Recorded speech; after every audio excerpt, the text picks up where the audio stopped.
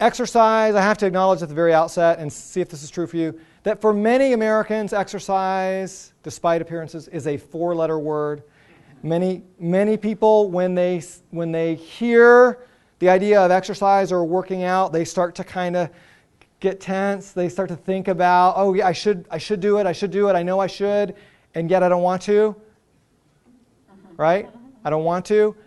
I'm going to tell you something that might be the single most validating thing anybody has said to you in the last hour.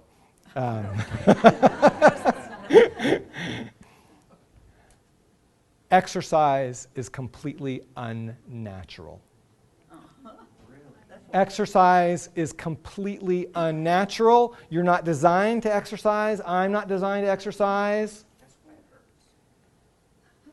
We are designed to be physically active in the service of adaptive goals. The average visitor to Walt Disney World. You been to Walt Disney World? Does it look like a particularly fitness-crazed crowd? Typically not, right? I mean, just average. The average visitor to Walt Disney World has been found by the Disney Corporation to walk between 8 and 9 miles per day during their visit. That is a high level of physical activity. It is almost on par with the fitness level of our hunter-gatherer ancestors. Not quite. Hunter-gatherers have been studied, and they engage in 4+ hours of vigorous physical activity every day. Doing what? Running, walking briskly while they're chasing down food, while they're gathering, while they're erecting dwellings or carrying water. You with me? But it's always in the service of a goal. So what happens when you take, our brains, when it comes right down to it, in most respects are not that different from, say, the brain of any other mammal. So let's take the lowly lab rat. Did you know that just like us, their brains are programmed not to exercise? You know what I mean by exercise? I mean like you're staring at a piece of equipment. You know that horrible feeling of dread you get in the pit of your stomach? You're looking at it. You're saying, I should get up there on that thing. It's a treadmill. It's an elliptical trainer, stationary bike. And there's a piece of your brain that's screaming out, don't do it. You're not going anywhere on that thing. So you take a lab rat, and you can take the lab rat and you can give it, have you ever seen those little exercise wheels? Yeah. Where they can kind of lollygag and stroll at their own pace. They're fine with that. They'll get up on the wheel every once in a while just out of sheer boredom if you don't give them like natural rat things to do, because it's better than just sitting, right? But if you talk about like aerobic level activity, like getting their heart rate up where it needs to be, like they're really, you put them on a treadmill in a harness where they can't escape, you know what they do? They squat down on their haunches and protest till the treadmill starts to wear the fur and then the skin off their backside. They feel our pain when it comes to the difficulty of forced exercise. What this means is, if you think about it, do hunter-gatherers ever turn to their companions and say, hey, I know that we just did 4-hour hunt, but I'm going to just, lace up my, no, I don't have anything to lace. I'm just going to, go out and run a 10K just because. No. Why not? Why would our brain be wired with a program that basically says, never expend calories on an activity unless it's for a purpose? Does that make sense to you? Conserve energy. Conserve energy, because our ancestors never had a reliable food surplus. They would have occasional food surplus, but then 6 months down the road, they might have famine, right? So your savings account was the fatty tissue on your body, which explains a lot. And yet, you would never want to squander calories on pointless activity. So how can we take advantage of this knowledge? Well, do we even want to take advantage of this knowledge? Hold that first question for a second. Let's think about the second question. Do we want to take advantage of this knowledge? Well, it turns out that exercise fights depression as powerfully as any known medication. One of my old mentors in grad school at Duke, Jim Blumenthal, has randomly assigned in 2 separate studies severely depressed middle-aged patients to one of 2 conditions, either Zoloft, you've heard of it, the antidepressant, at a fairly high dose, or exercise. Now guess what kind of exercise?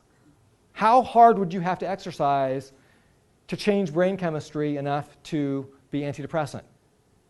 It was brisk walking. Oh. Brisk walking. Walking like you're late for an airplane, you know, kind of brisk, like you're not messing around. You're walking with a purpose. For hours? No. For 30 minutes, 3 times a week. That's it.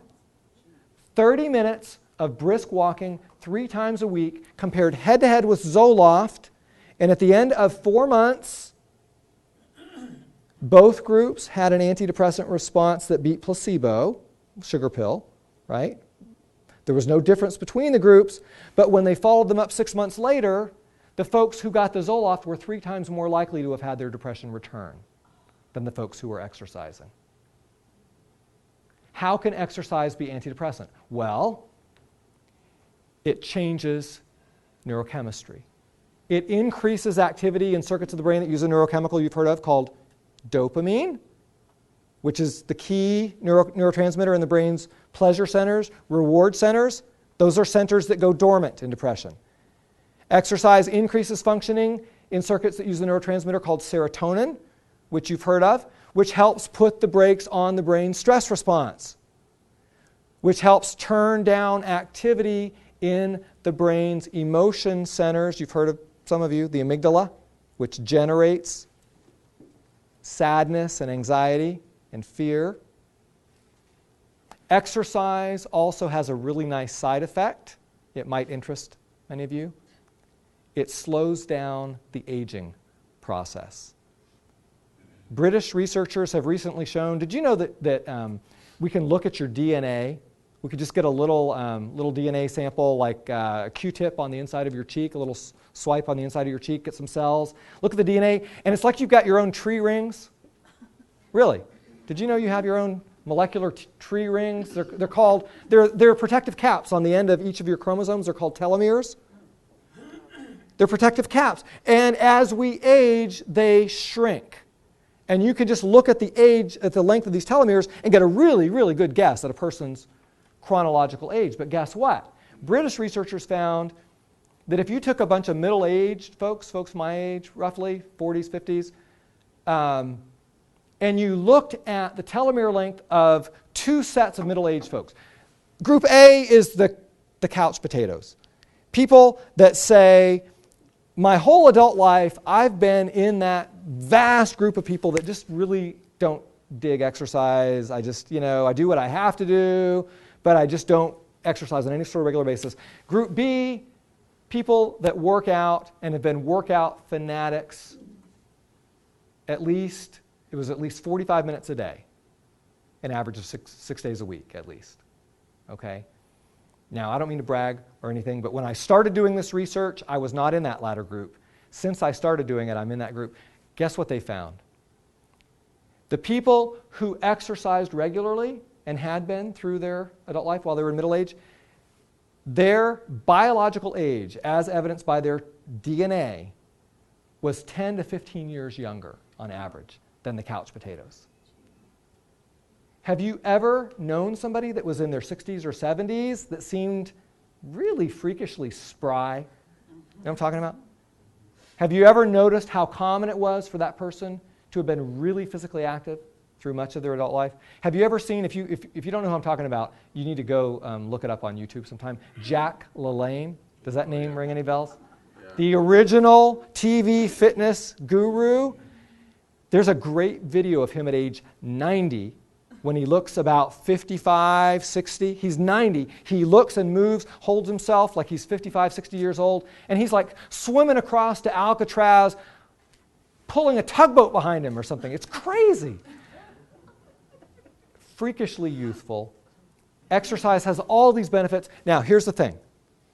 If we want to be physically active, we need to remember that exercise is unnatural. You need to remember that image of that lab rat squatting down on its haunches wearing the fur off its backside. You're like that lab rat, and so am I in many respects. So what can you do?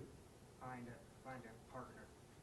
Finding a partner often can provide a sense of purpose. Remember, we are designed to be physically active in the service of a goal.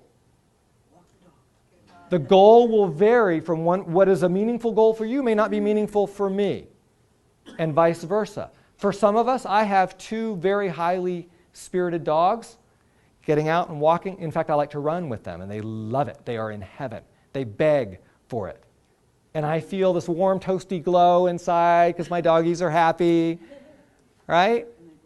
That works for me. It might be walking to a destination. It might be just the company of a friend. It might be a game-like activity.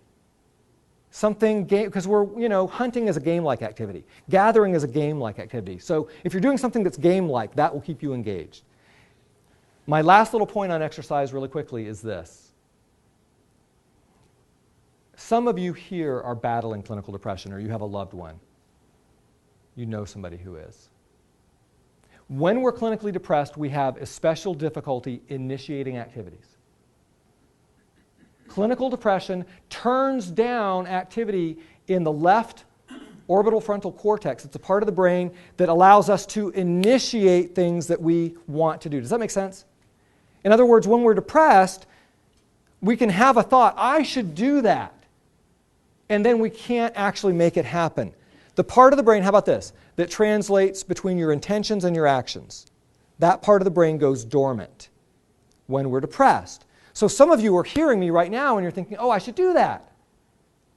You need someone in your life. For many of us, if we don't have somebody who's reliable, who can give us that little nudge of initiative that we need to make it happen, it can be a personal trainer to get us started.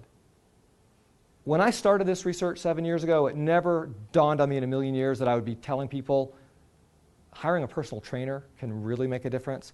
I've seen dozens and dozens and dozens of lives transformed from that. It's the best money they've ever spent. If I could have 5 minutes with President Obama, I really think I might just bend his ear on how cool it would be if we could have a tax deduction for any money spent on enhancing our fitness. Because I'm telling you what, it would be pennies on the dollar. Whatever tax rebate people got for that, the federal government would get on the back end, multiplied tenfold, 100-fold in terms of savings with Medicare or Medicaid. You see it? So think about spending your money that way. Okay, let's talk about something else.